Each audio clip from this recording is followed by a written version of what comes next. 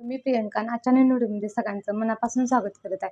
चला तर आज आपण बघणार आहोत की प्रेग्नेन्सीचा 7वा महिना म्हणजेच की 28 आठवडे ते 31 आठवड्यापर्यंतचा जो पिरियड आहे तो. तर या पिरियडमध्ये काय असतं की बाळाचं वजन हे 1 किलो ते 1200 ग्रॅमपर्यंत वाढलेलं असतं आणि बाळ हे टरबुजाच्या आकाराचं बनायला सुरुवात होत असतं.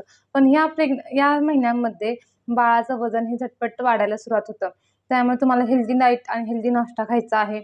वेगळं काय बाहेरचं आपण म्हणतो फास्ट फूड वगैरे हे सगळं बिलकुल टाळायचं आहे. हे खायचं नाही.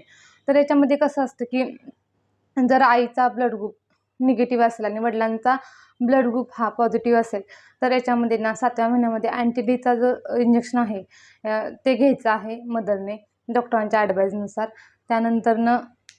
त्यानंतर बाळाच्या दिवसभराच्या मूव्हमेंट करायला सुरुवात करतात. तर दिवसभरात 10 ते 12 मूव्हमेंट होतील याकडे लक्ष द्यायचं आहे. त्यानंतर हळूहळू बाळाचं वजन वाढल्यामुळे आईचं पण वजन वाढतं.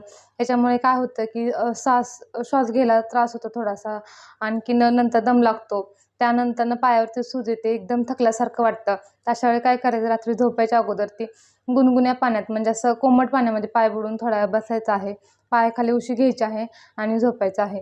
चलो बाय बाय. व्हिडिओ आवडल्यास नक्की लाईक करा, शेअर करा आणि कमेंट करा.